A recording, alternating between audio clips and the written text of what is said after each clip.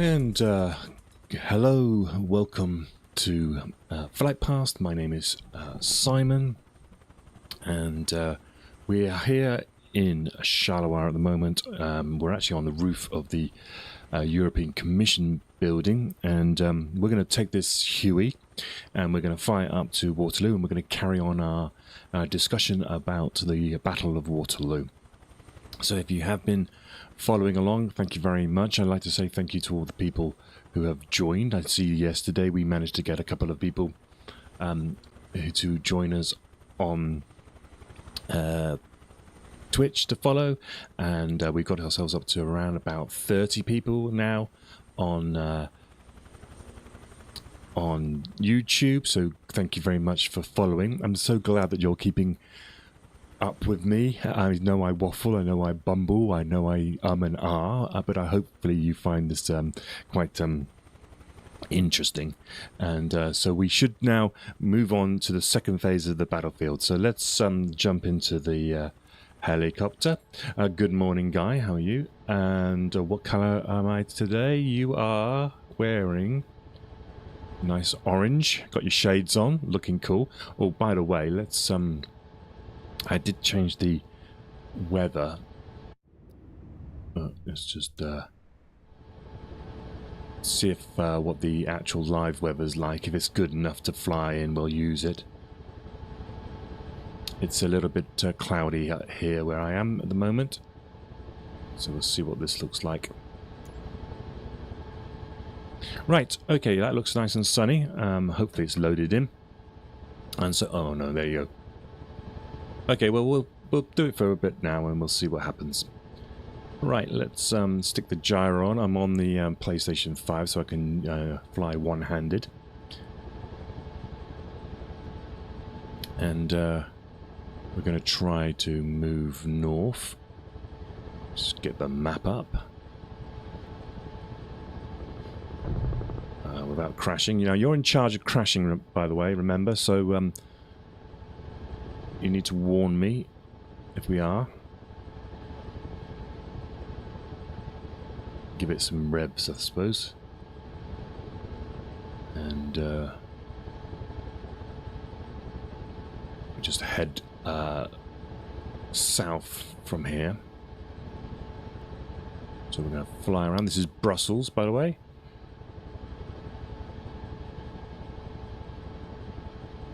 Okay. So I hope everyone can hear me. If you're new to the channel, just a quick heads up.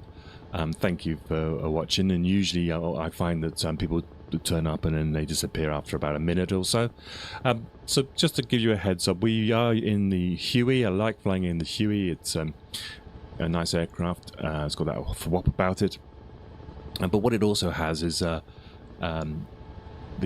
Flight Simulator's got this satellite imagery and photogrammic imagery, and that's just come to North Belgium, and so it's a good time to do the Battle of Waterloo. Now we have been doing different subjects. They're in great depth, and the idea of these videos, streams is just to sort of relax, chill out. You can watch it by playing on your phone, and hopefully we can find something that is something you might not have known about. We've done a series on D-Day, and we're now doing the series on the Battle of Waterloo, and we followed Napoleon all the way from Elba. It's we call it the 100 days. It's the 100 days from the 20th of March 1815 when he actually comes along and takes control back in Paris, and to when he abdicates for the second time later in July 1815. It's actually 123 days. So this weather's not looking great. We might have to change it so that we can actually see the battlefield. But yeah, so thank you very much for sticking with me and trying to appreciate the sort of unique selling point of this this channel.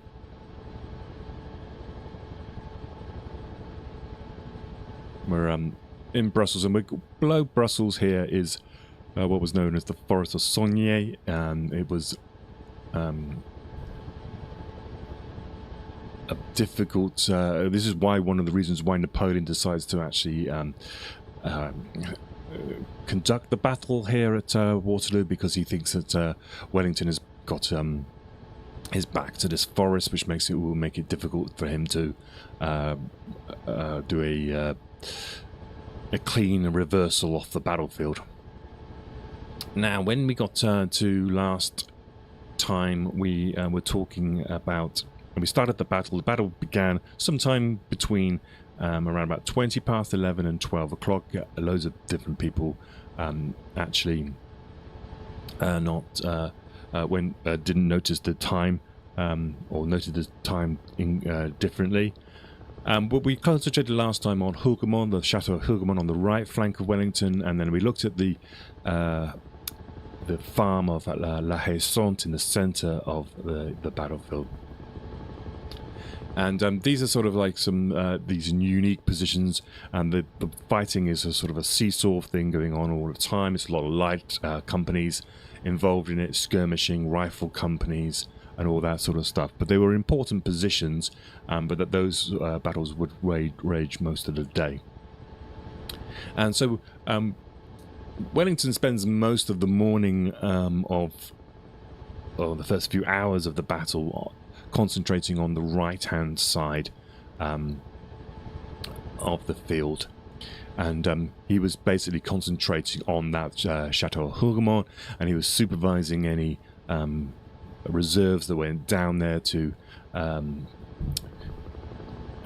prop up the position. He was giving some very handy notes to tell people that their barn was on fire and not to go into the flames. This sort of things you really need when you're in a battle.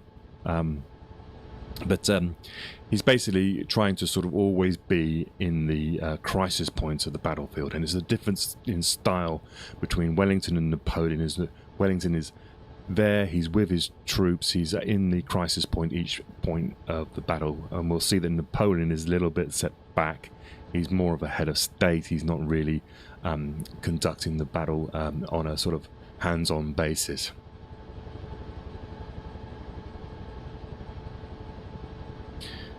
So we're approaching here the battlefield site. This is the actual village of Waterloo here, which is probably almost a mile to the north. And you can see the right-hand flank of Wellington's position is kind of extreme right is over here where this white dot is, and then it goes across in this direction here. And there's a very subtle ridge, a line running across there.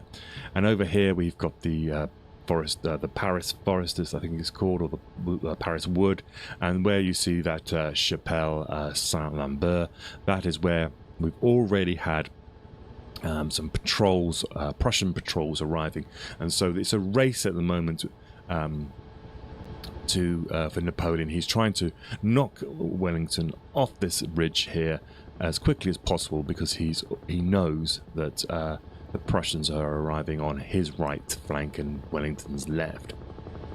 Now, when we the original positions of Napoleon, we had de Erlon's corps on his right, which would be over here, in this area here, and he had Rail's corps on the left, which was attacking Hougoumont, which is down here, just where this dot is right there. So the weather seems to be holding up for now, and we'll just do a quick rotation around the position here, and get warmed up, wait for anyone to come in and say hello. If you have any questions, please ask them. I'm not sure if I will know some of them, but I will definitely get back to you with the answers if I can. I'm an amateur historian, so I just read a lot of this stuff, and I have done since I was a kid. So if there's any real experts out there, then please correct me or add a little bit if you can, and be part of the production of the show. This here is Hougoumont down here. So this is where d'Erlon's corps is. We had Jerome over this side on Napoleon's left flank with Foy's division in the middle, and then near to La Belle Alliance was Bachelot's division. And if we just spin around to the left here, we'll follow the French line, which is just below us here.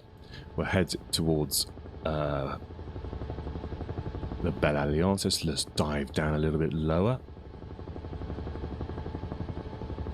And so this is the Belle Alliance. This is kind of like the road. It's on the road from Charleroi to Brussels. It's the centre of the French position. And on the other side of the road here, in this area here, would be the corps of d'Erlon. Now, and he was extending across this way towards the villages of Papelotte and La Haye. They're almost like hamlets, really, than anything. And they were kind of on the sort of the far right-hand side over here.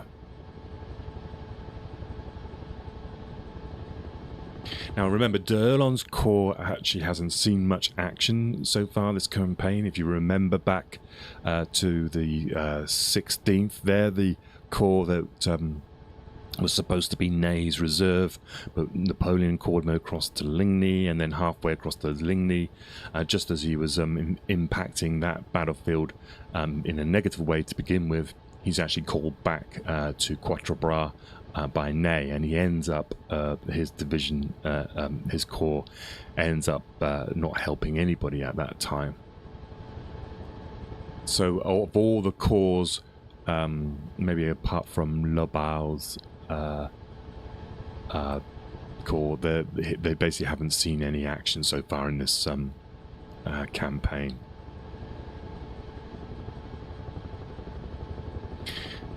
But we're talking around about 2 o'clock in the afternoon now on the 18th of June 1815, and it's now their time to come into the action proper.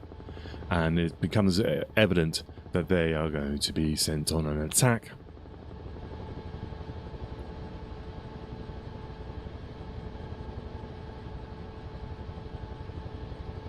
And why is it obvious? Because the Grand Battery, they line up around about 80 guns in front of this these troops,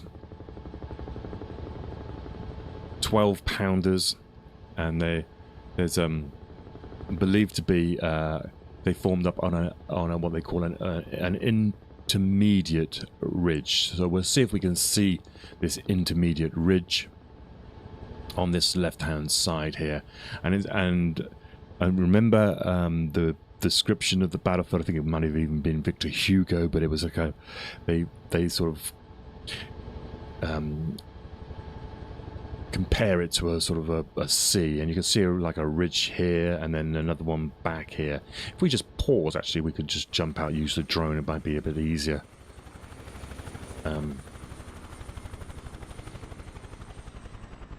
So this is La Belle Alliance, and so that you can see here, this is a ridge along here. So this is possibly one of the positions that they had, and the other ridge, they call it intermediate one, is this one here. And it's probable that they actually moved their guns up to this position here to begin with. And there's around about 80 of them, 12 pounders.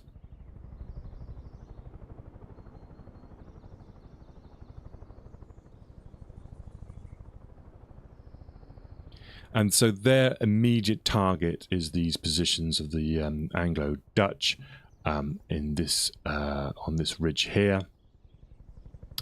A lot of them are lined up along here on this side. Remember, the crops are high. They're not like the ones we get these days, which are sort of waist high. These crops are more up towards head height, so they are covered. And so this is the sort of general area here across to the village of Papalot and La Haye, the sort of area here. So they're targeting the Wellington's line along there, and it's probably from this ridge here.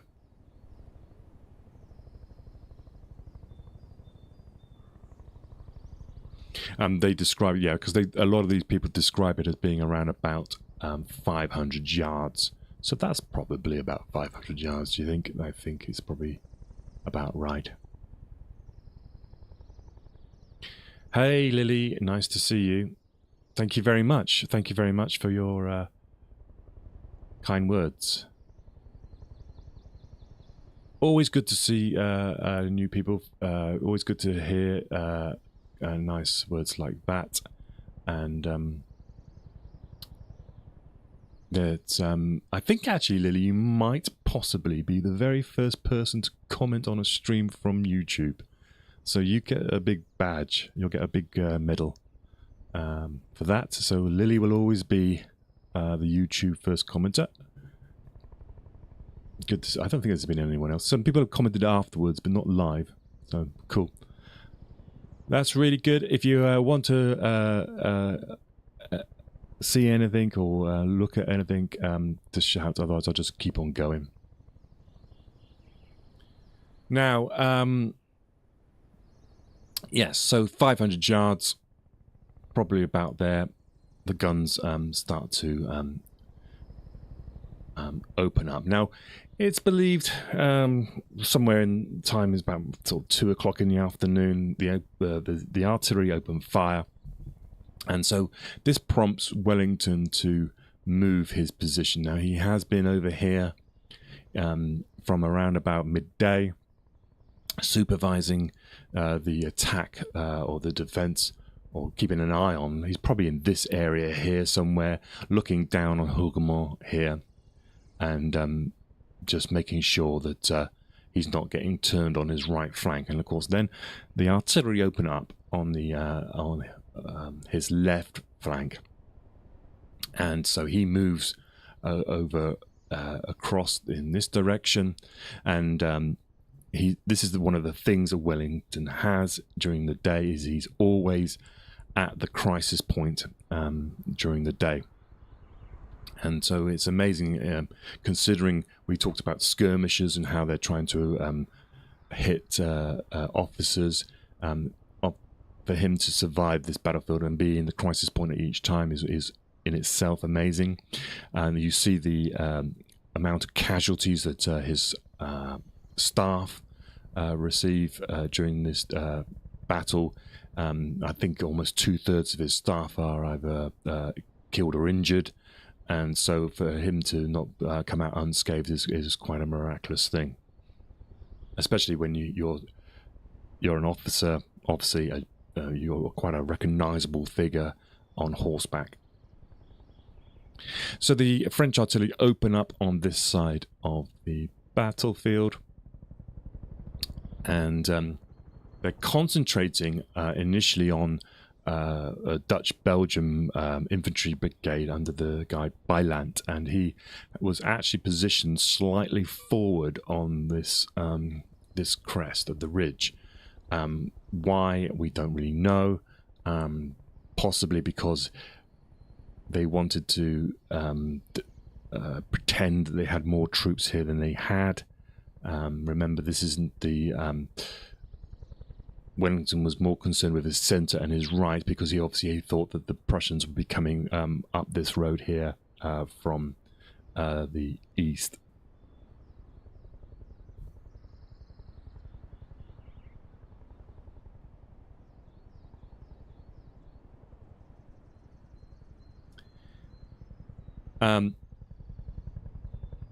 Picton was the guy in charge over on this side. He was overall command, but it seems to be there was a mixing up of some command structures. Again, it's not a uniform army. We got a mixture of Dutch and Belgium over here, and Bylant was part of Paponcha's division, and so they were sort of split. And remember, Paponcha was the guy who basically saved the day back at Quatre Bras. So those troops had performed really, really well, and they seem to be very good in the first impact of a battle. But maybe later on, they're not so strong. But they've performed a lot better than Wellington had expected at the time. So what I mean by this is that Picton possibly didn't have Bylance's division under his control, direct control, and so they were posted over here, and no one told them to move back behind this ridge, because most of the British Picton's people are here behind this ridge here.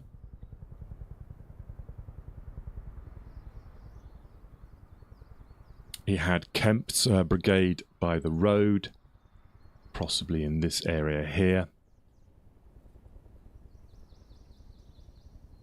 And then Pack's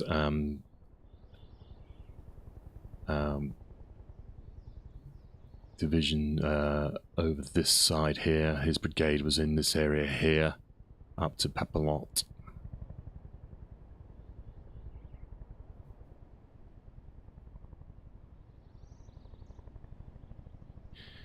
Now, they say the reason why Bylance's brigade was in front is because the road here, which is called the O'Hain Road, is actually on this side of the slope. You see the slope comes up here like this, and you can see how it runs along the sort of top of the ridge here, but then pulls down in front, and this is why they're probably seen in this area.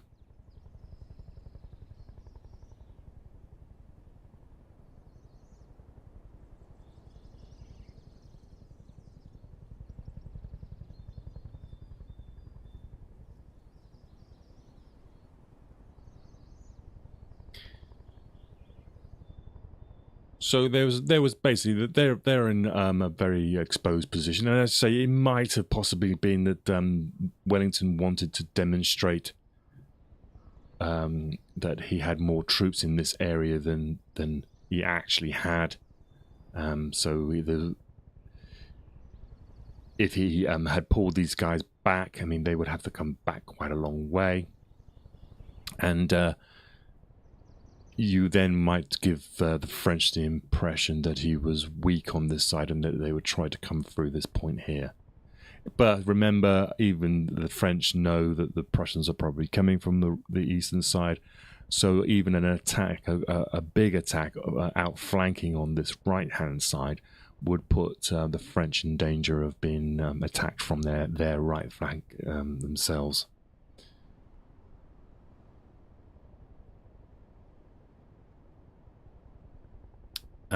As for Papelotte and these villages over here, not much has been done to improve the defensive position of these places.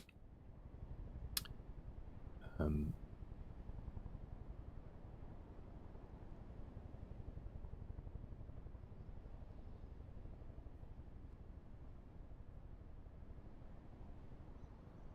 when the French, let's jump back in the helicopter, let's do some flying.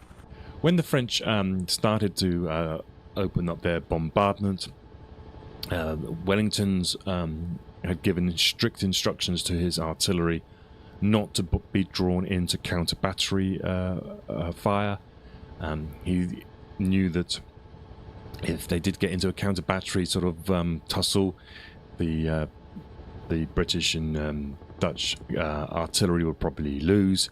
And all you're basically doing is revealing your position and wasting ammunition.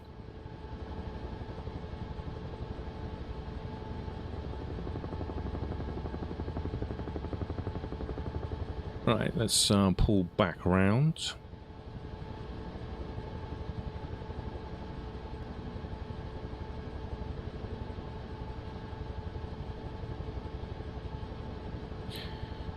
So we say around about 2 o'clock.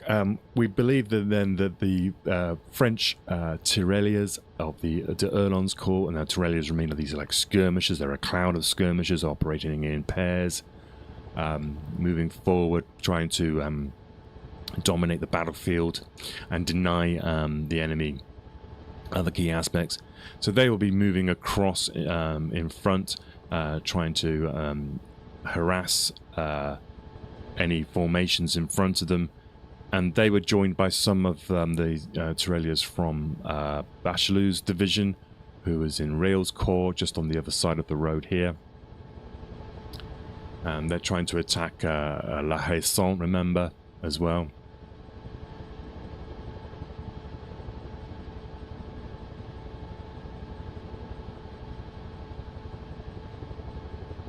And then behind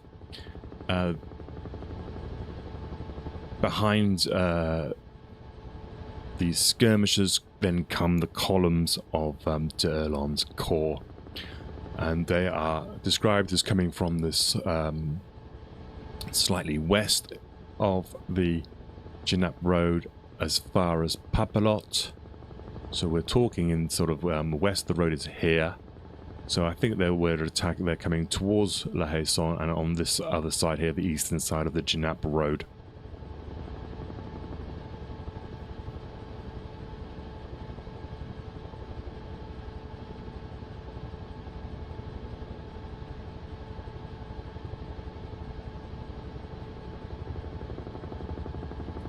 And they are described as advancing in an echelon formation.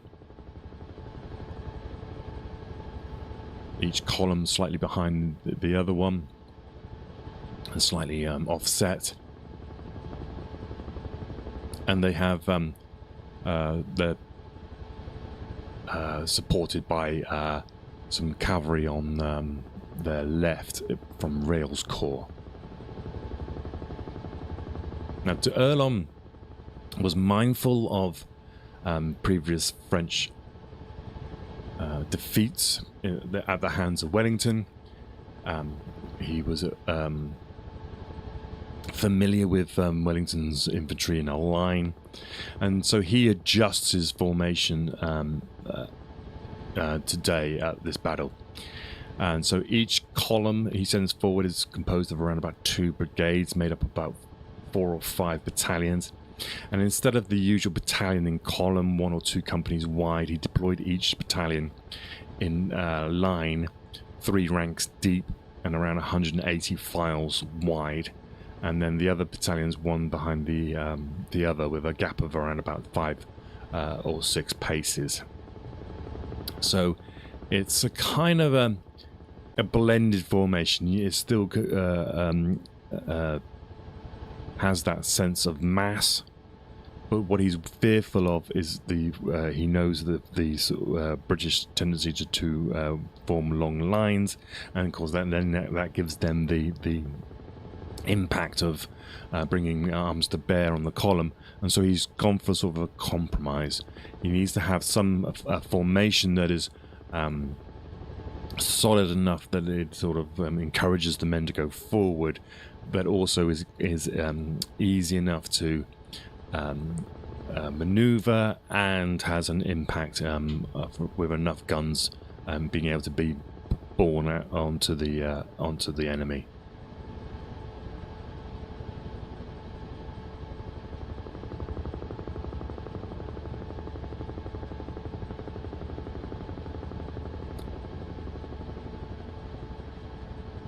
Right, let's what I'm going to do, and then we're going to spin around here, and I like to take a break every 20 minutes or so I can break this up and put it onto YouTube later for people to watch in bits.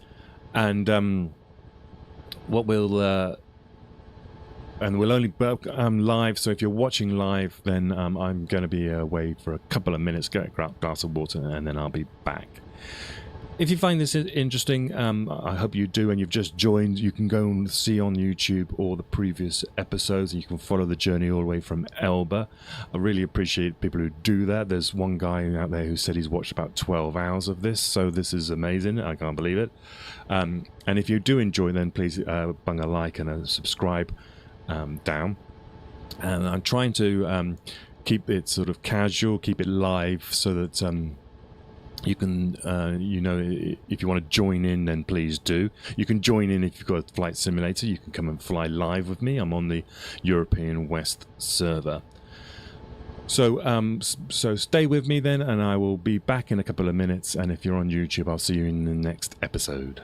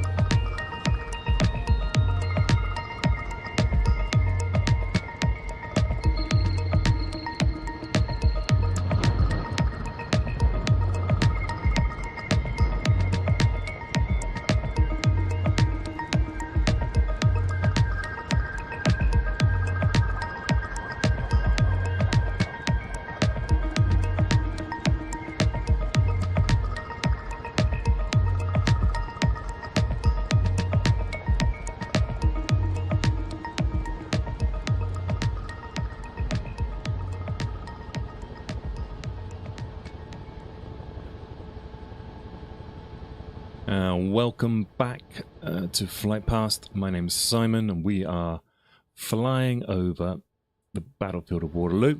And we've started to talk about the second phase, basically, of the battle. It begins about 2 o'clock in the afternoon, and what we have is the formations of d'Erlon's corps streaming across this battlefield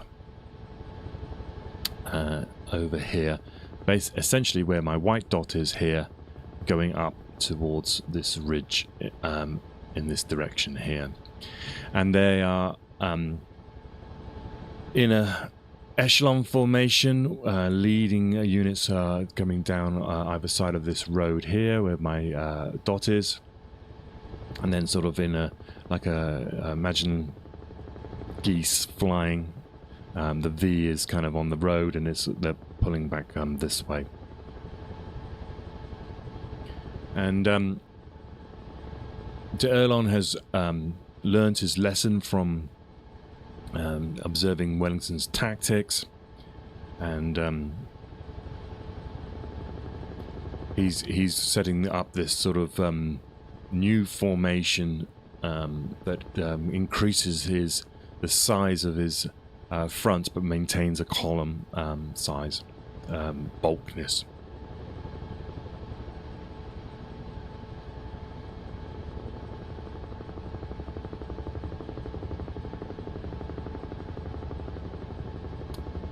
So they described that their frontage was around about 150 yards, so approximately probably about 150 meters, and around about 35 odd yards in depth.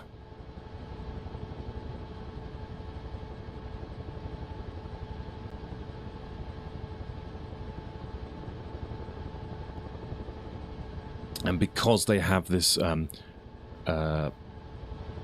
echelon sort of formation, it allows battalions to move around behind each other. So a battalion is they're like kind of behind each other, and if they want to form a line, they can move quickly along.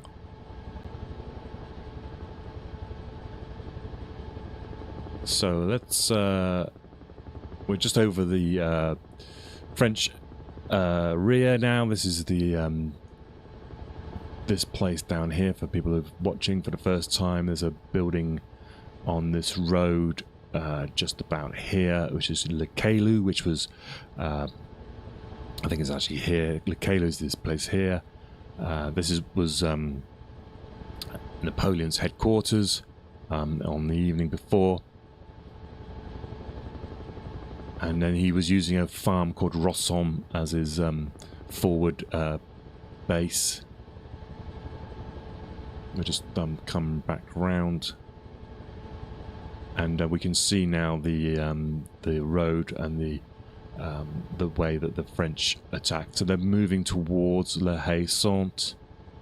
They're on either side of this road, and in an echelon formation moving up. So we'll sweep up here as if we're the French.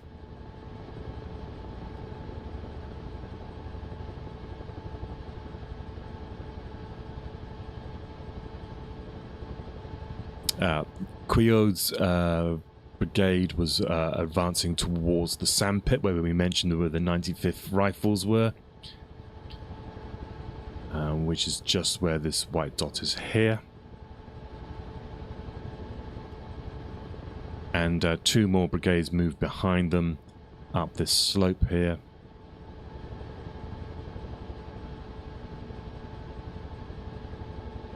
And they did have some cavalry support and some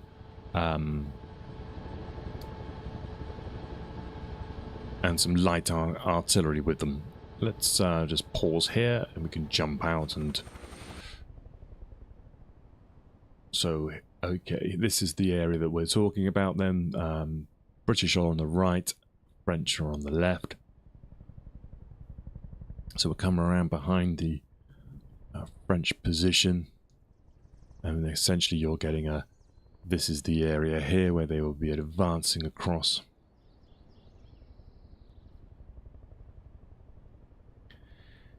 In terms of numbers, you need to think probably in the region of 18,000 men are moving across this field here at around about 2 o'clock in the afternoon, with cavalry support on their flanks. And the Grand Battery, which I believe this is the intermediate ridge where they would have been held. They are here. They're and they have 80 guns along this ridge here, and they're firing up onto the other ridge. And so their intention is to soften up any infantry formations over there on that ridge. They have to stop firing for a bit to allow the French columns to move past them. But then I think they open up again when the French get down into this area here, and that allows the artillery to continue firing over their heads.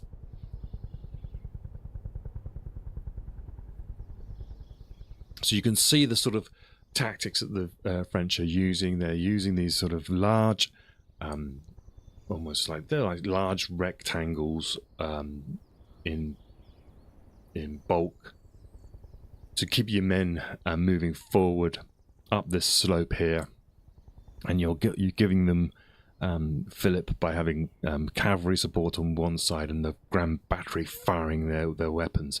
So you would be, it's that rolling barrage kind of thing that you get in World War One. You've got that sort of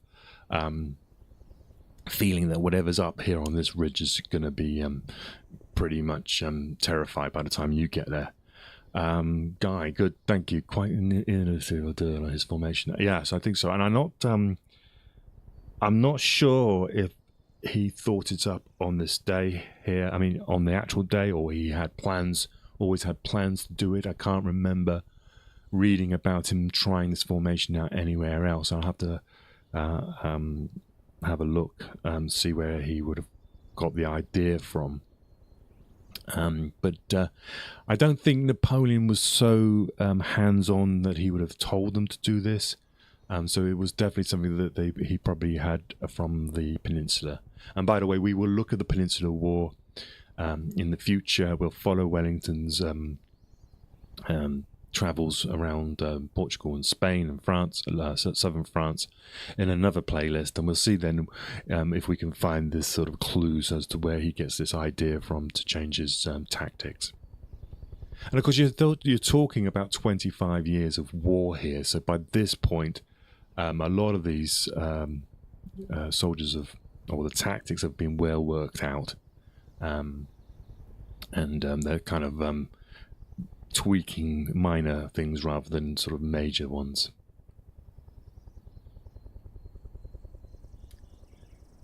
But thank you for that.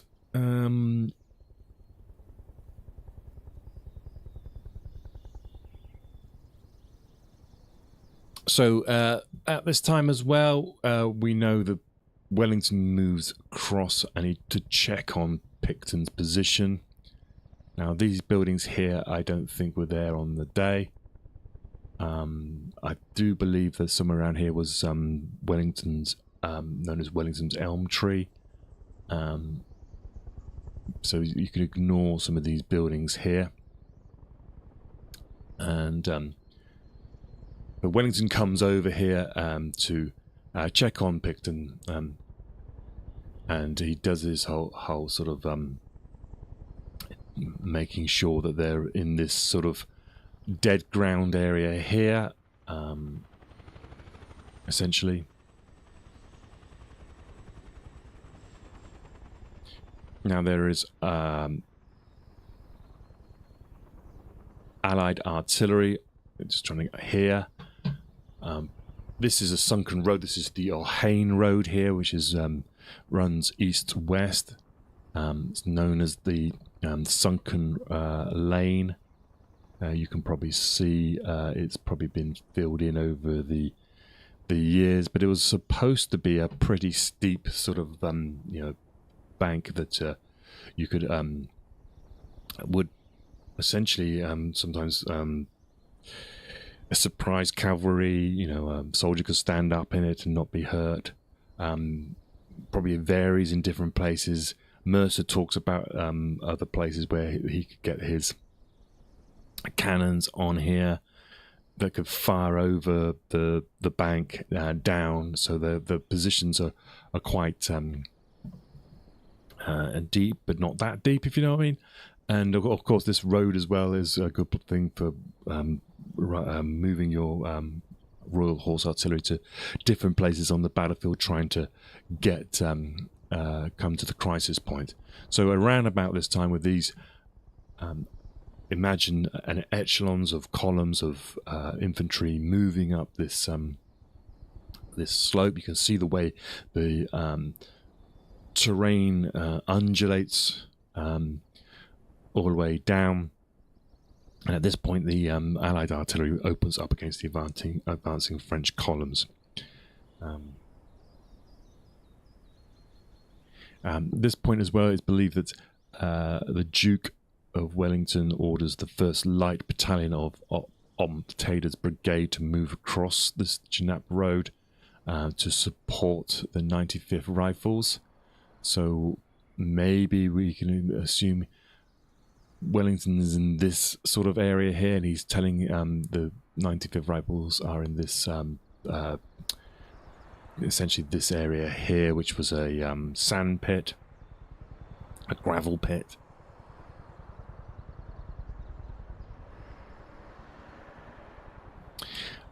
It's believed that he recognizes at the time that Bering's men, remember we were talking about Bering in the last stream, he recognized that they were in a precarious position, but he couldn't get any reinforcements to him.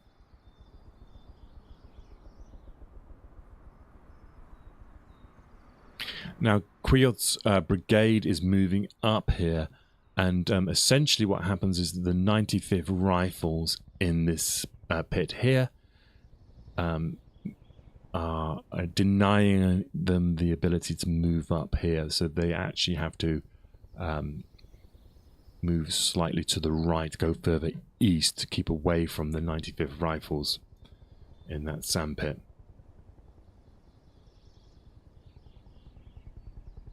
And so now he's coming, the French are coming up this slope here, directly towards the Allies. And it's at this point that Bylandt's Belgians take flight.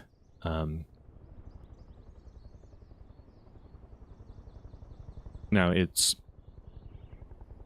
not known whether they take flight, as in they actually rout, or it's just that the officers say, look, this is ridiculous. We're basically sitting ducks here. And then they sort of order their men back. Because they pull back probably into this area behind here, and they manage to rally. Now, that doesn't sound to me like a mass panic. It does sound like, yes, they may have hurried to get off the battlefield as soon as one of the officers tells them to move back. But they managed to rally reasonably quickly. And it turns out that by land, they've obviously been taking a bit of a pounding from artillery, but these guys, when they come back here, they actually end up being rallied, and then they don't come into essentially musket range all day long of the French. This meant that there was a small readjustment needed to be done on the line, the Wellington's line, and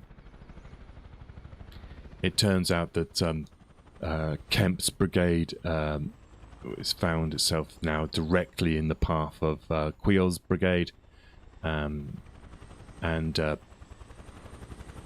Pack's brigade is in front of Donzelet's French division. Now remember, these guys are here, and they're not standing up. Remember, they're down, keeping low, and trying to avoid the artillery. And so the French are coming up this slope towards them, and they are they're not aware that they're here. Well, they know there's something here, but they don't know where they are.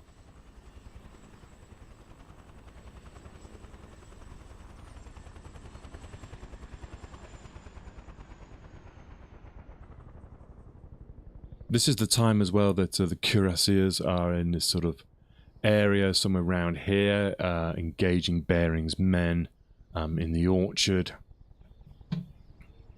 at the same time.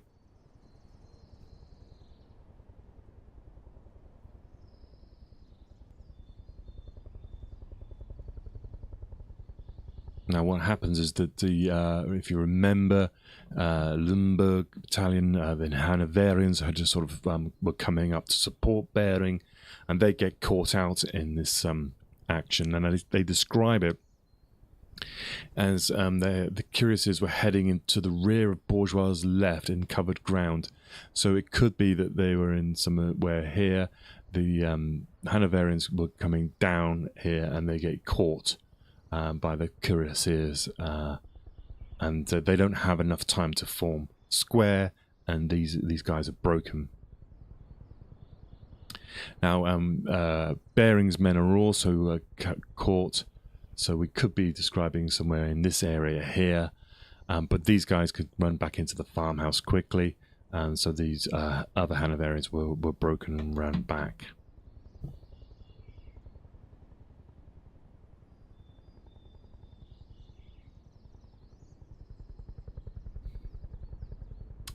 So the de Erlon's divisions, by the way, were in his corps were led by Alex, Donzolo, Marconnet, and Duret, and as I say, they're constituted around about 18,000 men.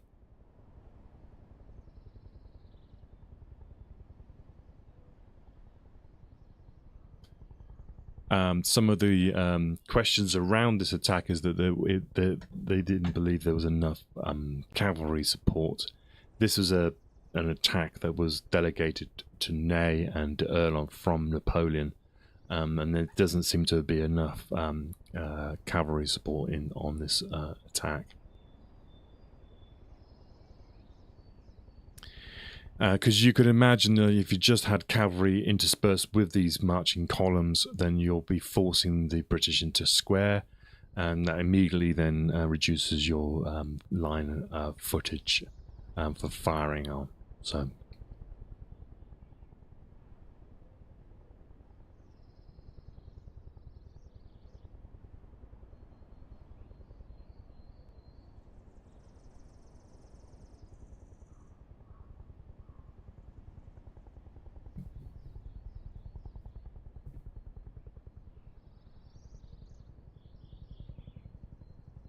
Now, the formations that we have, of course, are maybe experimental for this day from de Erlon. This sort of large rectangles in lines of battalions. And they're very good, I suppose, because they would actually get up here and then they can quickly form a line if they needed to, but they still got the sort of slight impact. The problem is, without cavalry support, these formations are probably difficult to form square from, and that has consequences later on.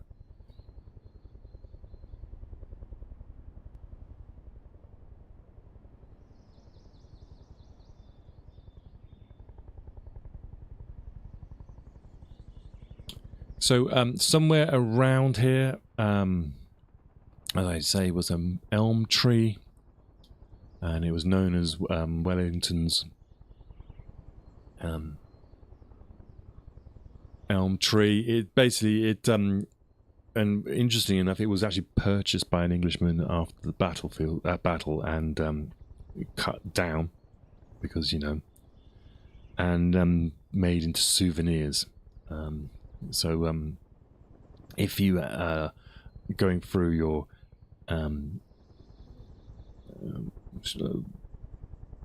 attics or sheds or whatever it is, and you come across some memorabilia that looks old and wooden, you may possibly have something that was made out of Wellington's elm tree. The tree was described as being standing at the junction of the road from Braine-l'Alleud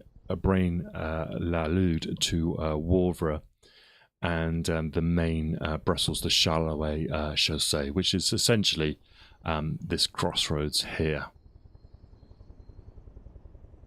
And they described it as being a few hundred yards north of La Haye-Sainte, which is fine, and near to the sandpit.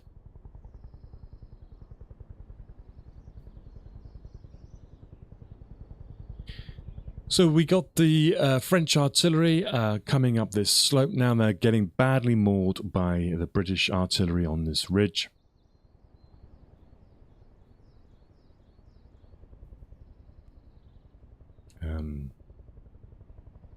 remember that the Duke of Wellington has told his artillery not to fire on the French guns, which will be over there on that sort of middle distance, to refrain from firing on the French guns. They wanted to be fresh and pour a mixture of canister and shot into these columns. They're kind of like large canisters with musket balls in it, and that exploded out. It's like a big shotgun, basically. And so you doesn't have the range of a cannonball, but it would probably be devastating to a column of infantry, probably from here to say about here would be pretty devastating if you were in the way of that.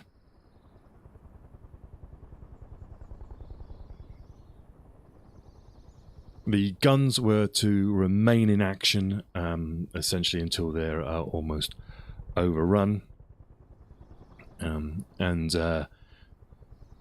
The last shot of these artillery pieces would probably be within, when the infantry are within 50 yards of the position. And then the artillery guys would essentially abandon the guns and retreat behind the infantry behind them.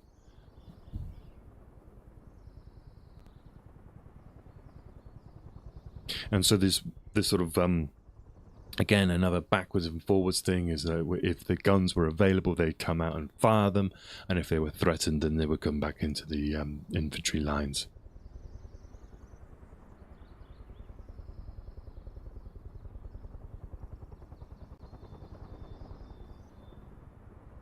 But there is reports at the time, that it wasn't all professional. A lot of these artillerymen actually were reported to have fired their guns and then just left the battlefield.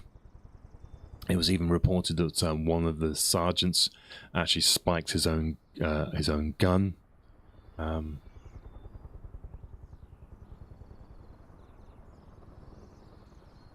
But there's always reports of this sort of things happening.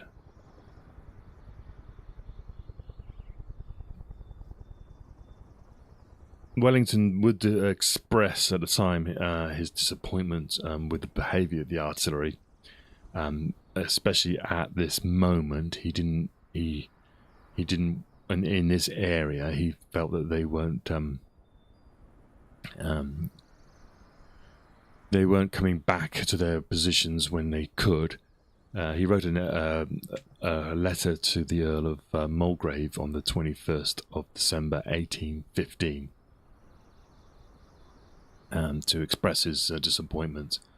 And that's the sort of criticism that sort of stuck with the artillery and the reputation of the artillery, the British artillery at Waterloo for a few years. Okay, that's a good time to just pause again. We will continue the talk of this attack.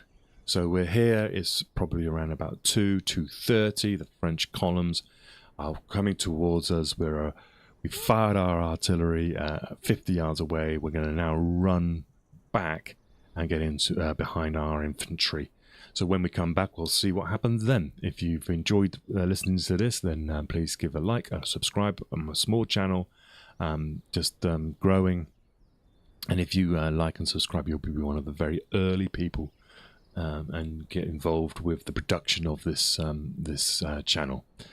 Right, so for all those who are watching live, I will be back in a couple of minutes. And for everyone else on YouTube, just press the next button and you'll get the next video.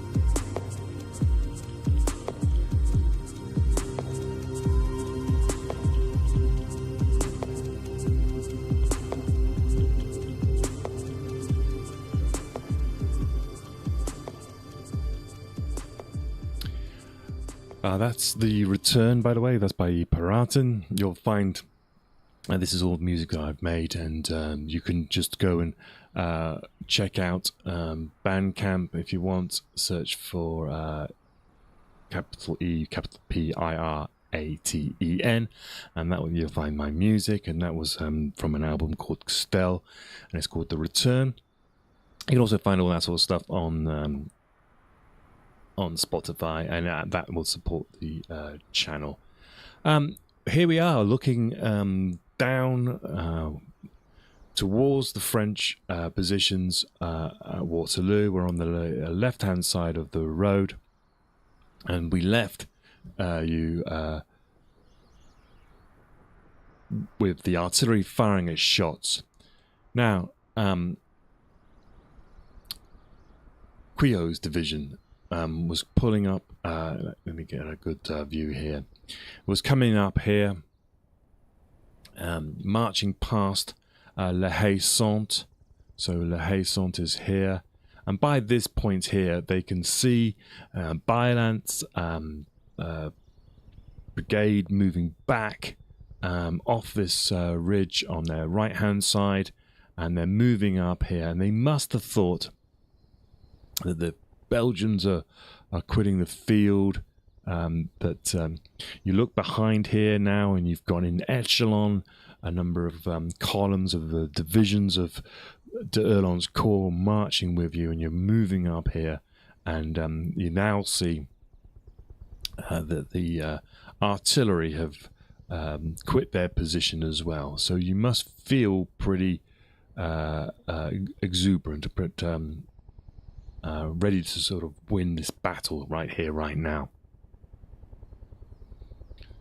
And the right-hand brigade is suddenly confronted by Kemp's troops. I'm trying to get this angle here, but it's not really working. They're coming up here, and as they get to the top, probably maybe even to the actual road itself. There we go. They get to the other side of this ridge, and the Kemp's brigade has 3 battalions standing in line, and they stand up really quickly. And the line is overlapping the column. It's wider than the column. And all these muskets pour fire into the French. And then there continued fire as well, with half volleys going on. And this halts this column. And at the same time over here, we have Pack's brigade. They stand up and they do the same thing, and they're pouring fire into Donzelet's division, who are moving up, who are slightly behind, 400 yards to the left and slightly behind. And then it happens all the way along with Best and Vinke, though it's probable by this time that the right-hand side hasn't actually made it up here. The colours of the 32nd Regiment is believed to... there was an attempt by a French officer to try and grab these colours, and we've got a quote here from... I think it's Brevet Major Toole. He was the commanding of the right centre division at the moment. It was Lieutenant Belcher of the 32nd Regiment. He wrote in a letter in 1843. So remember, these recollections are quite a long way past the battle itself. But he remembers, and I quote, "A mounted French officer had his horse shot under him, likely possibly by one of these 95th Rifles who are firing this way, and they're trying to target these officers.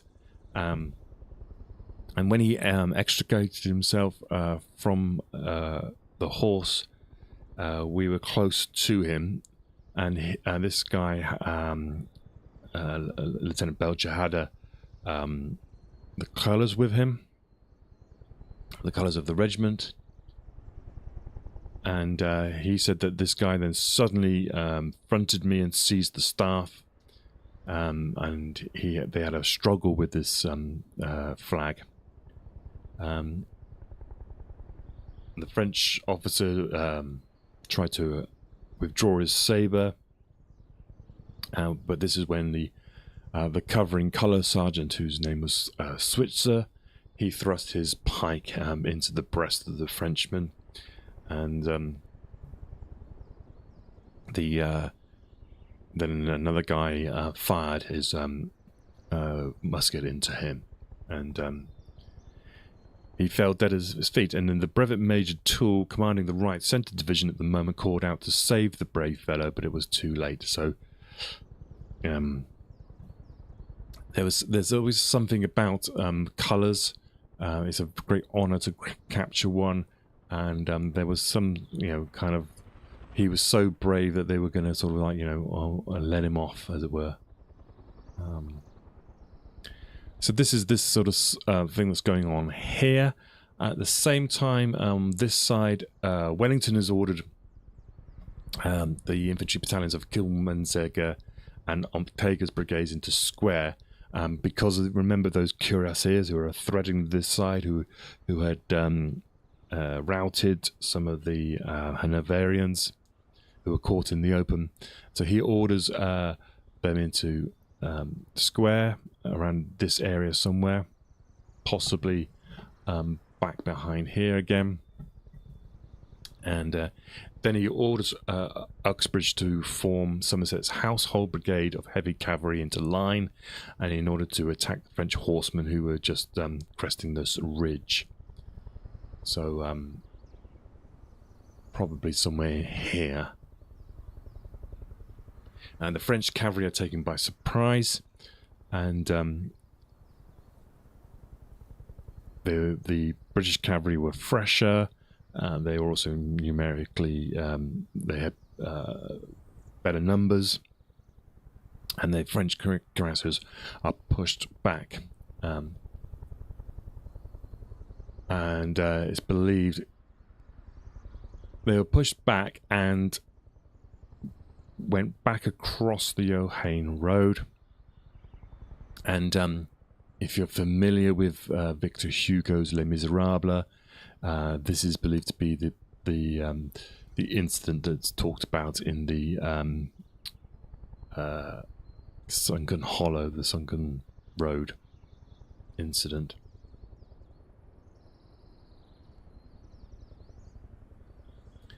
The rifles had been pushed back, by the way, at this point, and they had managed to reclaim this pit, and La Haye-Sainte remained in control by the Allies.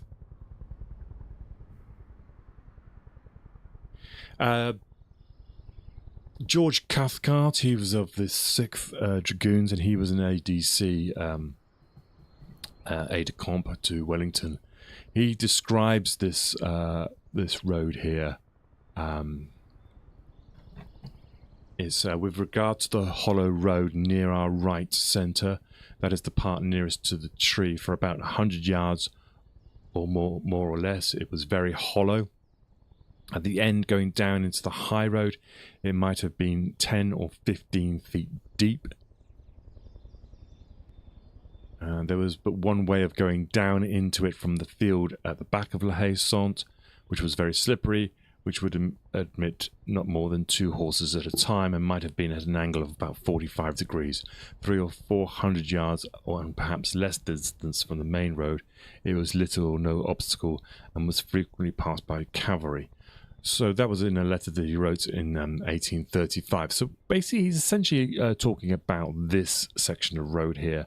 So, and this is where also you're probably finding that the big pile of dirt up there might be coming from this. This part of the sunken road here, as he describes, for about 100 yards, is 15 foot deep.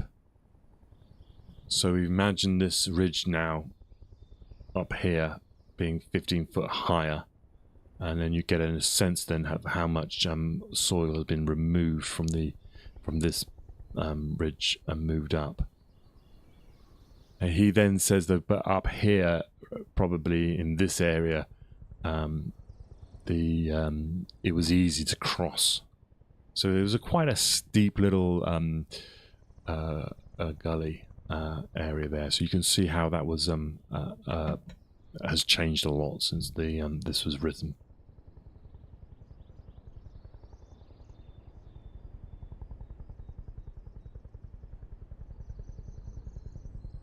It's also one of the reasons as well that it's very difficult to interpret what's going on the battlefield, because with a sunken hollow so deep, 15 feet deep, we then talk about when we get to the end of the battle and the approach that the old guard make, then you can understand then why they would actually come up possibly and move this in this direction away from this section of the road, which would have been impassable. Well, very difficult for them to move over in any formation.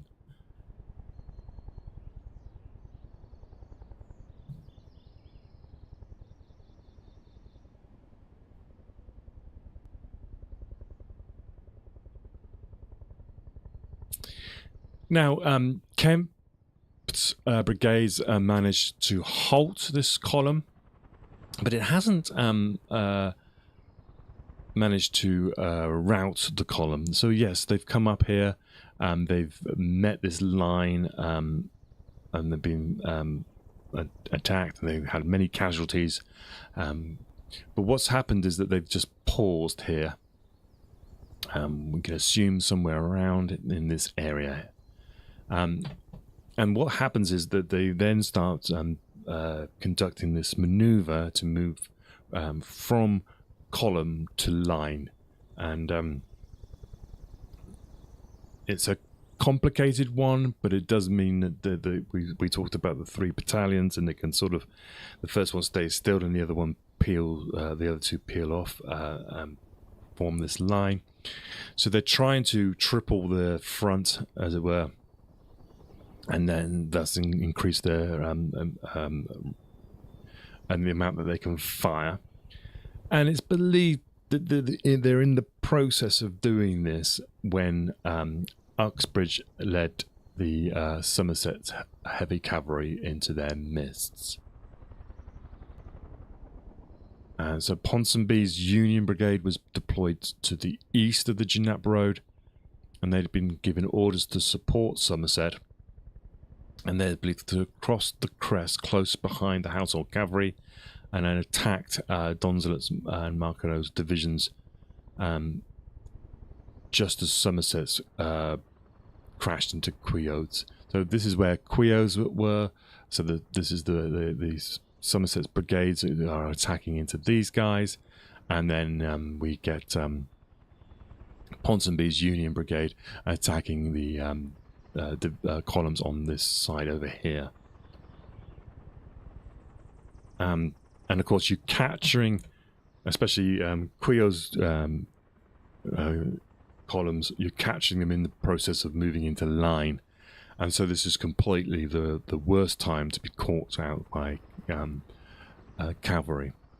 Ponsonby's Union Brigade was made up of the 1st Dragoons, who are also known as the Royals. The 2nd Dragoons were the Scots Greys, and the 6th Dragoons were the Inniskillings. And because you've therefore got you've got English, Irish, and Scottish, that's why they're called the Union Brigade. And they completely break the divisions of Donzelet and Marconet in this area here. 2 Eagles are taken from different divisions, and the Scots Greys charge Marconet on the left, and Sergeant Urwart, he takes the Eagle of the 45th French Regiment.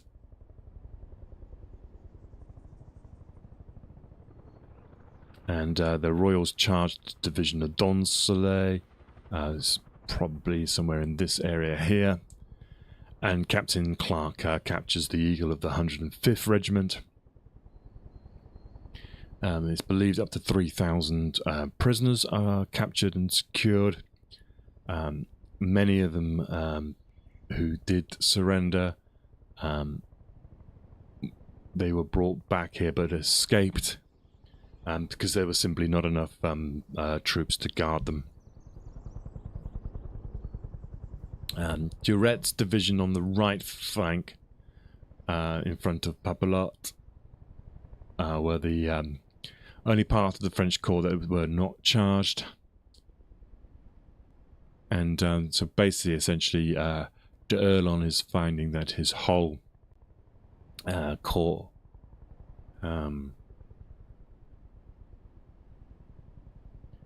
is thwarted, temporarily destroyed. 2 batteries of light artillery are captured.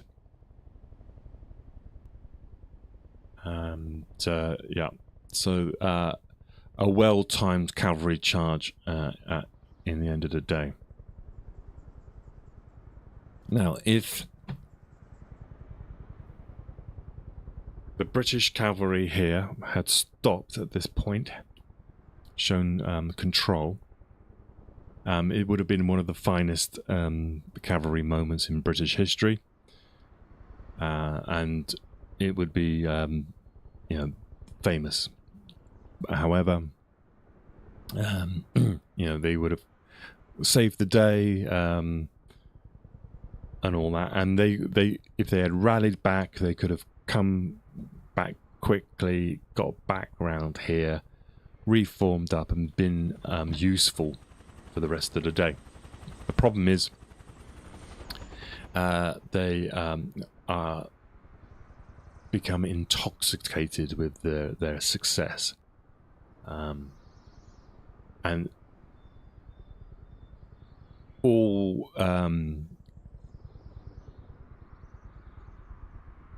professional behavior is just thrown to the wind. They are now all about individual acts of gallantry or individual greed, whatever. They just turn into this sort of a rabble, a sort of a drunken sort of high on success, uncontrolled glee, and this spread in all the parts of the cavalry. Even it's not just the young, the novices or the inexperienced, but it's the old as well, the senior officers. And Uxbridge loses all control of the Household Brigade, and Ponsonby leads his brigade all the way across the valley to the, essentially probably this ridge here, where the Grand Battery is lined up. And so this basically, I'm not a horse expert, but it blows the horses, and it turns the controlled charge into an uncoordinated series of attacks on these artillery pieces. And this gives the opportunity to the French to retaliate. And it's believed that Napoleon himself orders Jacquinot's lancers to ride up and pick off these uncoordinated stragglers in this area here. So one of the most famous parts of the Battle of Waterloo. So we have and let's have a look at see what that would look like then. If you're on a horse, you're talking about riding through here. and down into this area here, and you just see these guns on this ridge here, and you just carry on up, and you're just blowing your horse. The horse is knackered, and that just allows these French lancers to come up and pick you off because your horse can't operate anymore.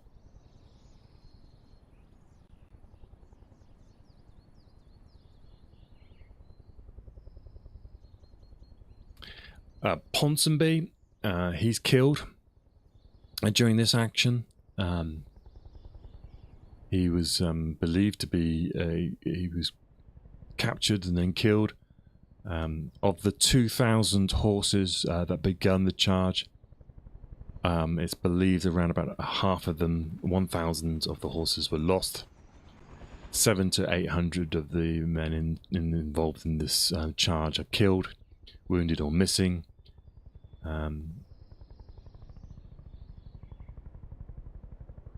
And it was only because on this far side here, there's the light cavalry of Vandeleur and Vivian. They moved forwards on the eastern flank and essentially managed to prevent their companions from being completely eliminated. They provided some support and intimidation towards these lancers on this side.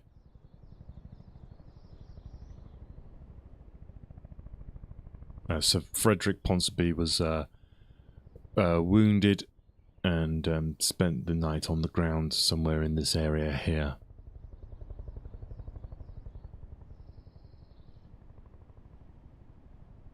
So, and this is something that Wellington had always thought about his cavalry, that they were not disciplined, lacked professionalism. It was a cultural issue. It was almost like they had the attitude that they were on a glorified fox hunt. And Wellington had noticed this when he was in the peninsula.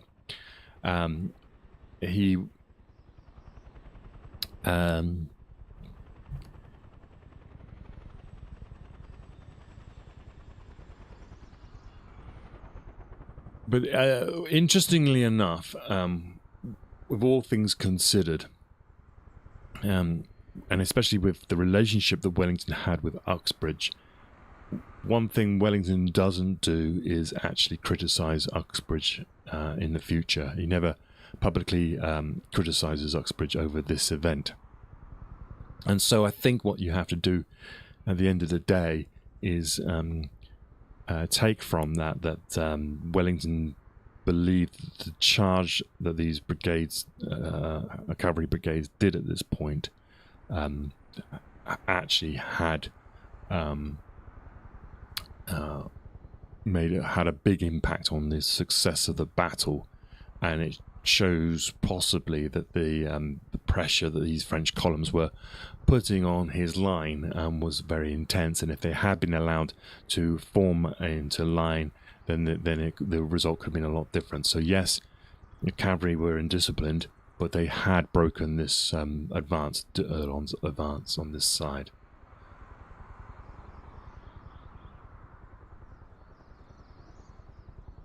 Now, remember as well, Wellington is all about delaying.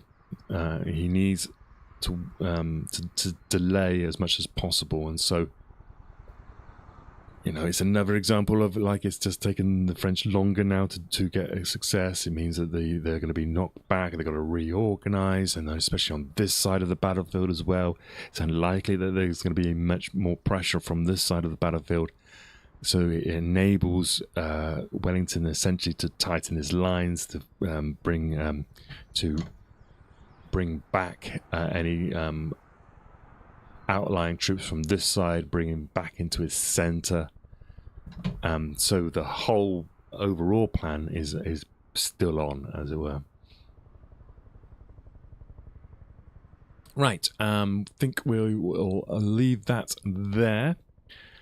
And when we come back, we'll just wrap up a few of the essentials, and we'll talk a bit now about this sort of period, kind of a bit of a lull in the battle around about this time. And we're in this sort of 2-3 o'clock in the afternoon now, and we'll get to this sort of point where there's a sort of slight lull in the battle. Okay, so I will be off, and I'll be back live in a couple of minutes, and I'll see you on YouTube in the next part.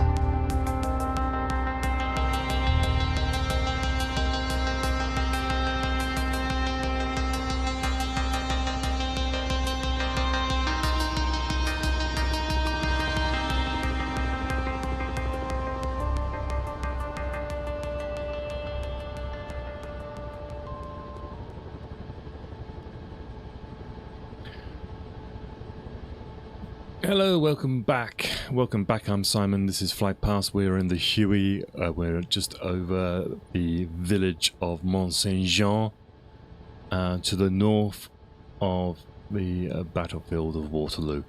And in the last part, we were just discussing the charge of the Union Brigade, the Scots Greys, the Royals, and the Inniskillens as they charged.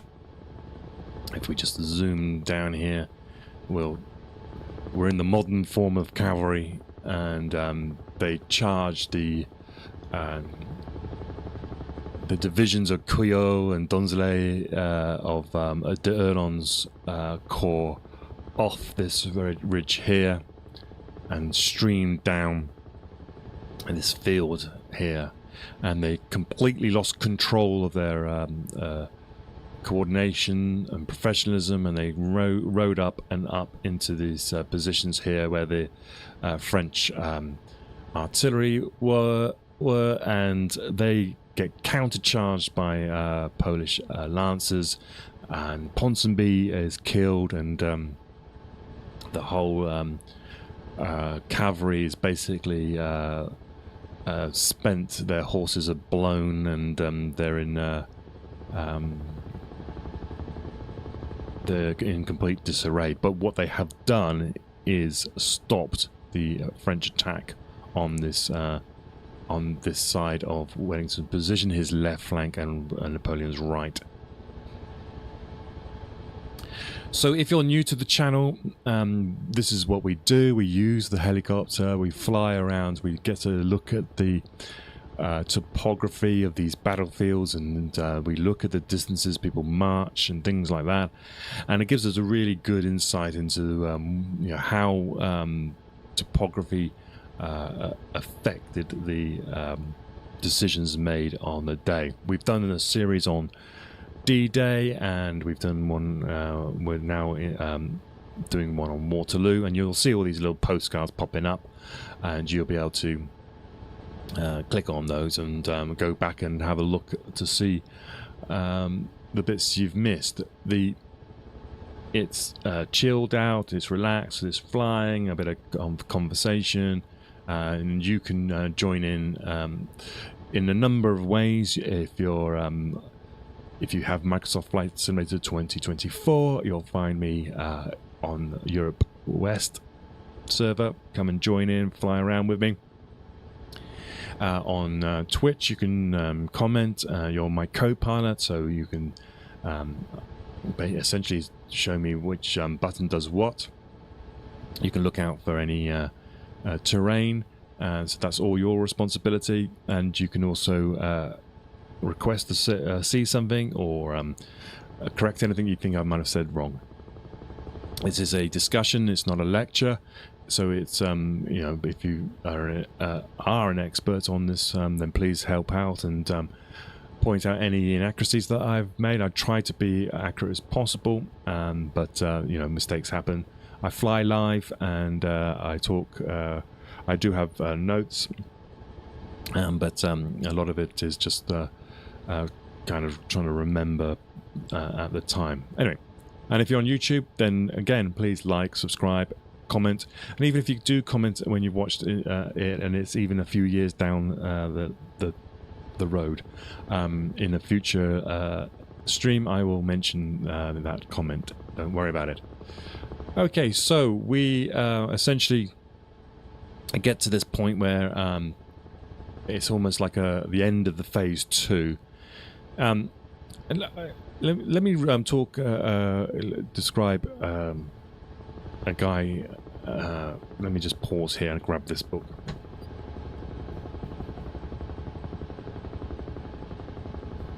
It's a book called The Campaign of 1815 by Henri Husset, and he describes in this book that it was a harrowing sight to see the English cavalry breaking through and slaughtering these fine divisions as if they were flocks of sheep.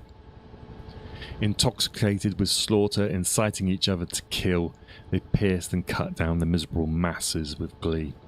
The columns were shattered and divided, scattered and hurled to the slopes by the swords of the dragoons. So that is Husset's description of this moment. And Husset is an interesting historian because he's a French historian, so he has a French perspective. Incidentally, at this time as well, it's believed that the rockets, Win-Yates rocket battery fires 52 rockets, basically in an attempt to cover the cavalry, try to scare the horses of the lancers that are attacking the Union Brigade. But the rockets are believed to, when they were fired, were pretty inaccurate, and they didn't do any actual damage. But they were I believe, off the top of my head, they were positioned on the road here, just essentially near to Wellington's elm tree.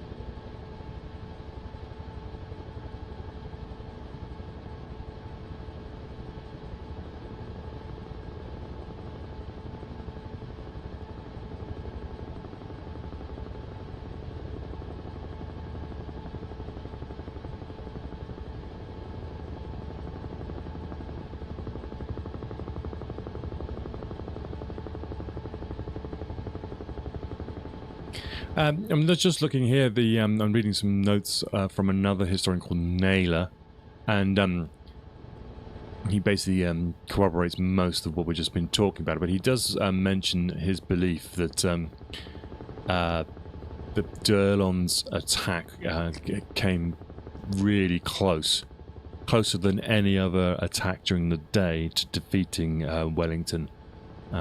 Here, and so this probably explains why Wellington doesn't want to criticize Uxbridge, especially when Uxbridge loses his leg later on nearby to Wellington. But this is just goes to show how close this fight got.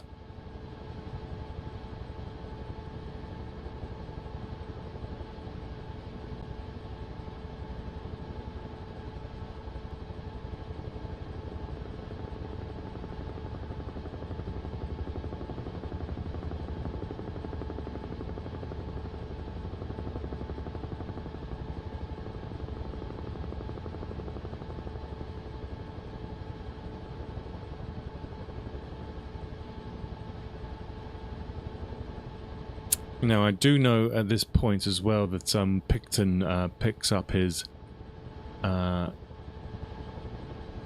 injury. I'm just trying to find out when that was.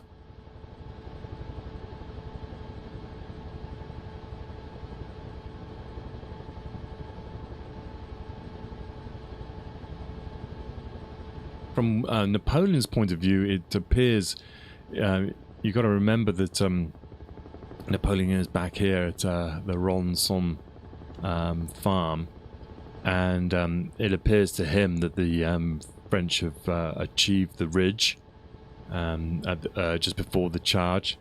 And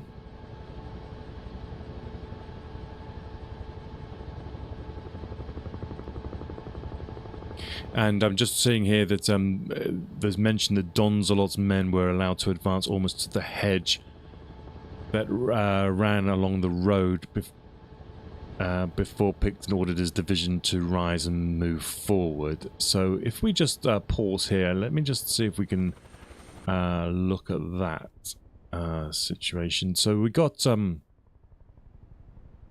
we're talking about over here. Now Donzelot was sort of the second layer of the echelon, probably moving up over here, and they mentioned they get to the hedge of the road, so we're talking they're allowed to be here essentially before. So we're talking that these British are in this area here, and they stand up essentially when the French arrive at this point.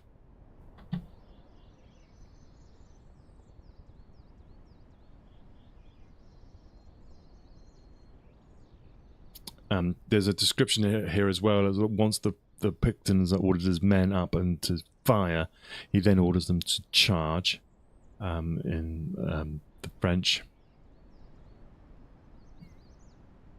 And they forced Donzelot's men before them. So we've obviously got a combination then of troops being routed by the impact of the musket fire, and also a charge from this angle over here. And it's at this point as well, it's believed that Picton is killed, and he's killed essentially around somewhere here. In fact, these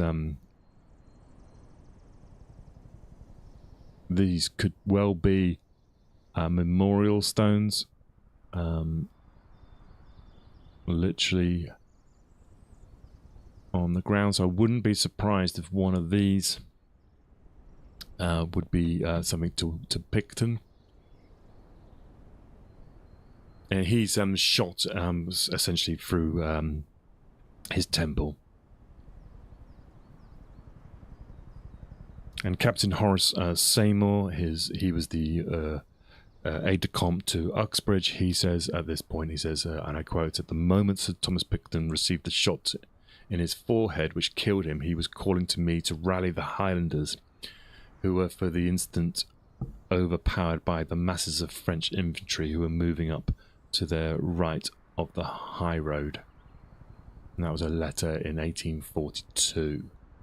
So I wouldn't be surprised if something like this is Picton's memorial. If anybody knows, then please let me know. There seems to be several of these down here.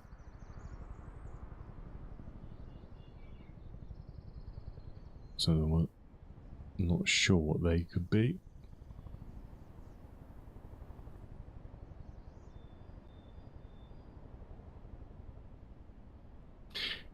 Well, Seymour goes on to describe the point. He says, "It's on the crest of the position near the hedge and immediately over an excavation of either gravel or stone."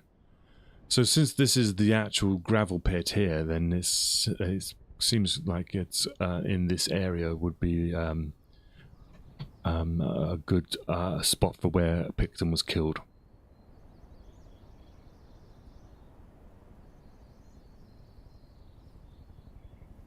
So the sequence of events, it seems to be that the columns come up, Picton orders his men up, and they're in line, they fire, they then charge, but the French are also trying to, they've paused and they're trying to get into a line, and that's when the cavalry sweep in.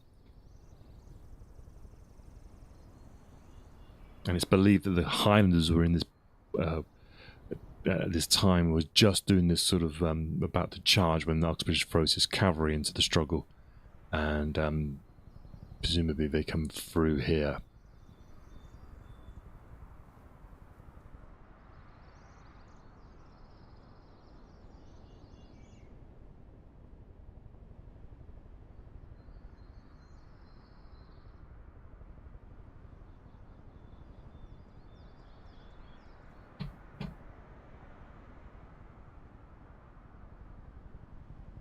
So in the charge of the Scots Greys, that's when you get Sergeant Erwart, who captures the standard of the 45th Regiment. And there's a quote here, it says, "It was in the charge I took the eagle from the enemy. He and I had a hard contest for it. He made a thrust at my groin. I parried it off, cut him down through the head. After this, a lancer came at me. I threw the lancer off by my right side and cut him through the chin and upwards through the teeth. Next, the foot soldier fired at me and then charged me with his bayonet, which I also had the good luck to parry, and then I cut him down through the head. Thus ended the contest. And as I was about to follow my regiment, the general said, 'My brave fellow, take that to the rear. You have done enough till you get quit of it.' And then I took the eagle to the ridge and afterwards towards Brussels."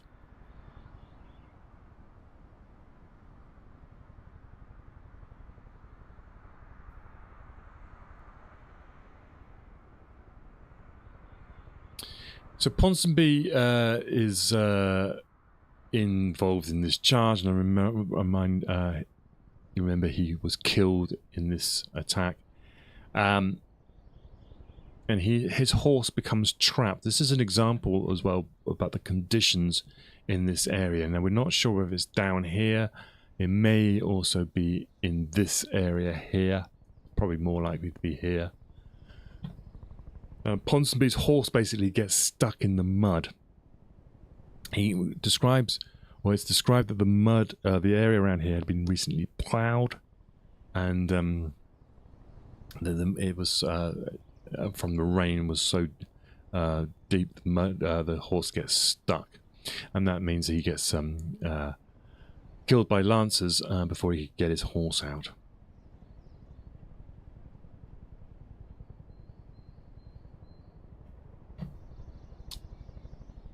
So in this cavalry attack, Wellington has lost around about a quarter of his cavalry, who have been blown out and lost.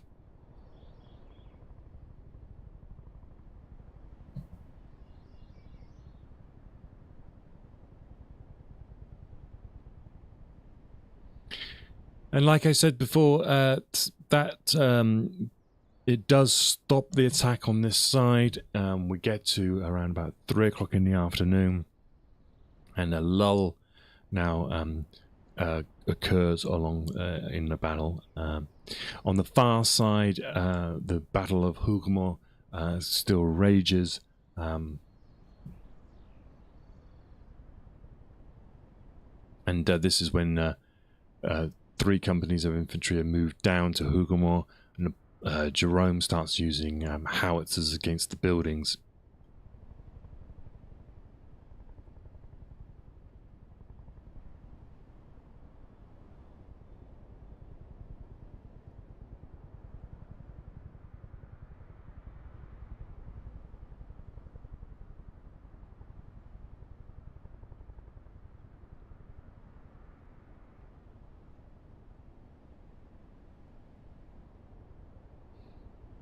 And just a little bit more about the cavalry charge here. And there's 2 Ponsonbys involved. Lieutenant Colonel Sir Frederick Ponsonby survives. He describes the charge. He describes how the 12th Prince of Wales Light Dragoons gave support to General Ponsonby to try to extract them from their predicament. He says, "I know we ought not to have been there, and that we fell into the same error which we went down to correct. But I believe that this is an error almost inevitable after a successful charge."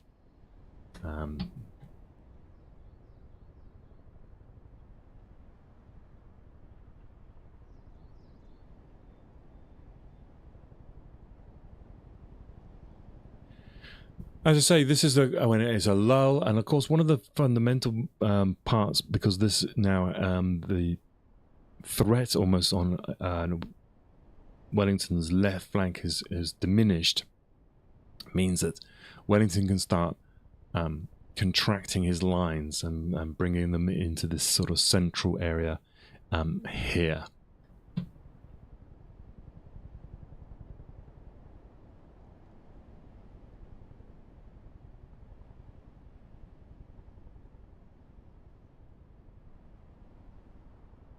So the situation is still under control for Wellington. For Napoleon, obviously he's been set back. He's lost thousands of men on his right flank. He's not achieved the ridge on the right-hand side. Yes, he's reduced the cavalry element of Wellington's army, but he's not essentially forced Wellington to move any reserves from his centre to his left flank. He still has La Haye-Sainte in the middle that hasn't been taken as well, and he still hasn't taken Hougoumont.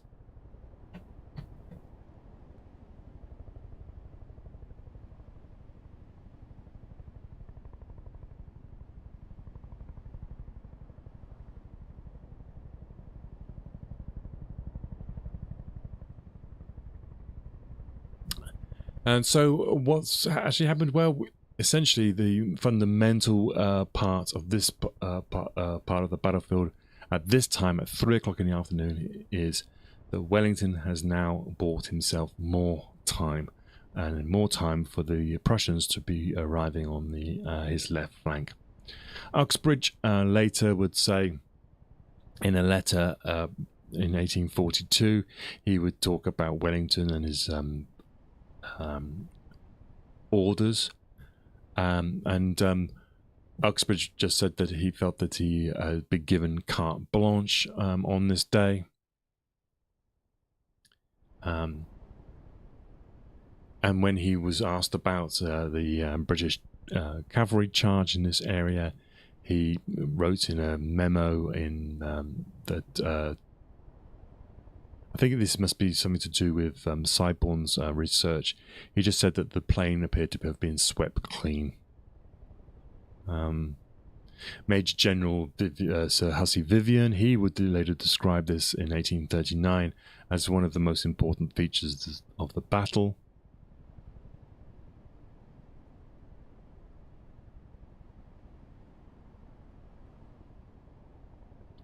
Major Thornhill of the 7th Hussars, he was an ADC to Uxbridge, and he just would describe the orders that Uxbridge gave to his brigades as to act discretionally under certain limitations.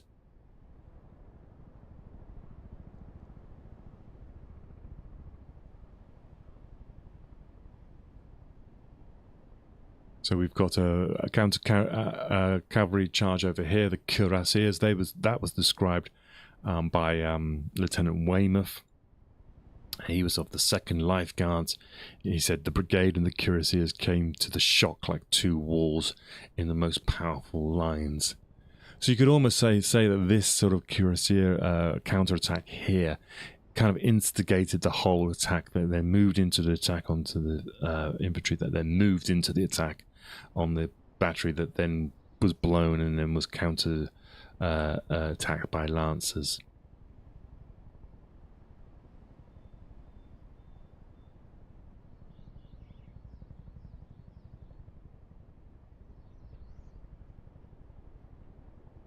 This, by the way, all these letters that we're getting, they're all about Lieutenant Siborne, and he was tasked with coming up with a model of the battle.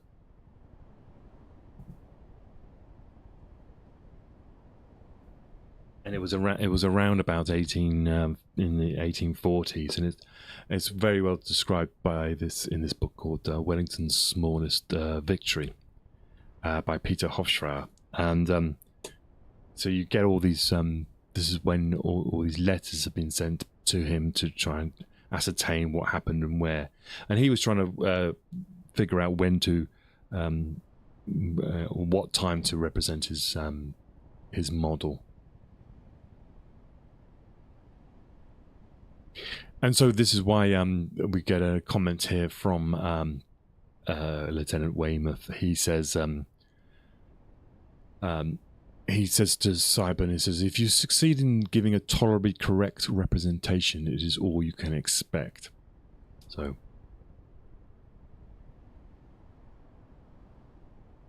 it's that thing about the cuirassiers moving into the infantry, moving into the battery. Sub-Lieutenant Thomas Martin, he was of the 2nd Life Guards. He describes the charge. He says, after passing through the cuirassiers, we found ourselves in the midst of a routed body of French infantry. So that sounds like the French were already routed. So maybe we're in this area and possibly in here. The French here had already started to break. He says many of them threw themselves to the ground till we had gone over, and then rose and fired. And that was in a letter that he had written in 1834.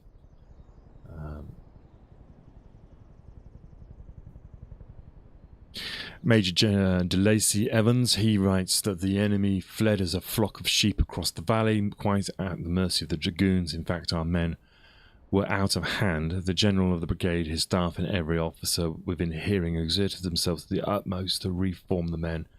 But the helplessness of the enemy offered too great a temptation to the dragoons, and our efforts were abortive.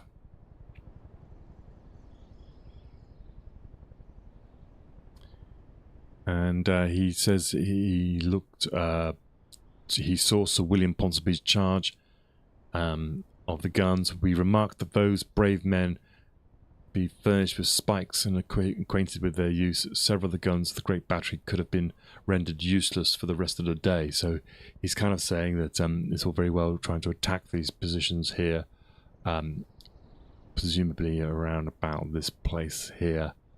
But if you've not got anything to spike the guns, then they'll just be used again. And De Lacy Evans would describe the French lancers. He says, if we could have formed 100 men, we could have made a respectable retreat and saved many, but we could effect no formation and were as helpless against their attack as their infantry had been against ours. Right.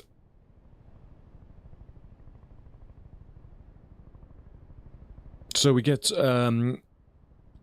to this lull in the battle, and this will be a good place to wrap this up for today. And we're at 3 o'clock in the afternoon, and the battle for Hougoumont is still raging, and there's battles for La Haye-Saint. D'Erlon's corps has come up here and has been repelled by Picton's divisions and then run off the battlefield by the Union Brigade of Uxbridge and Ponsonby, who in turn are destroyed by the Lancers. And so this side here, there's essentially a stalemate has occurred in the battlefield. There seems to be a recuperation going on, but Wellington's left flank has held essentially, and this means that Wellington now has less of a threat from his left. He's got rumours of and he knows of the Prussians are coming, and he can now tighten his lines. So on that note, we shall leave it there, and I'd like to thank you for watching and taking part today. And I hope you've enjoyed this. If you've got any comments, please leave them behind. We will come back again tomorrow and carry on this discussion, and we'll move around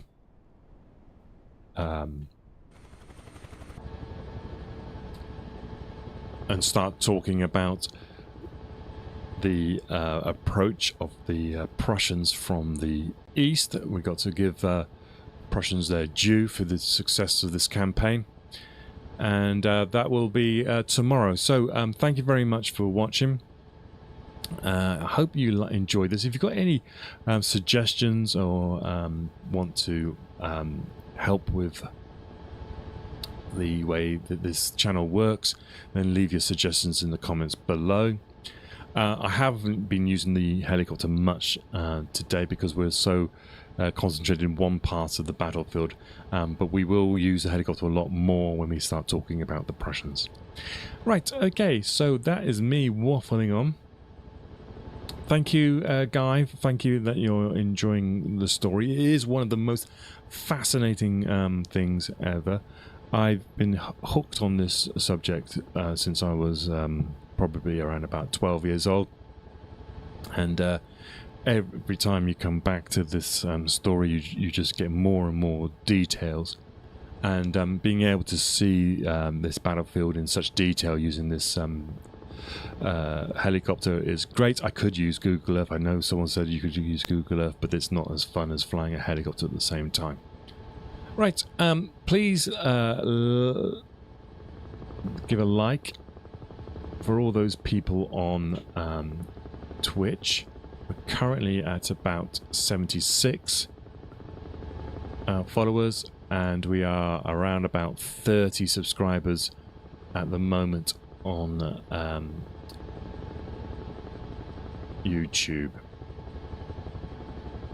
And if you want to really support the show, then go to Spotify and listen to the work of E. Paraton, or you can even go to Bandcamp and you can buy it. And this is the music you will be hearing as I go into the breaks. Okay, on that note then, I hope you have a great day, and I'll see you in the next one.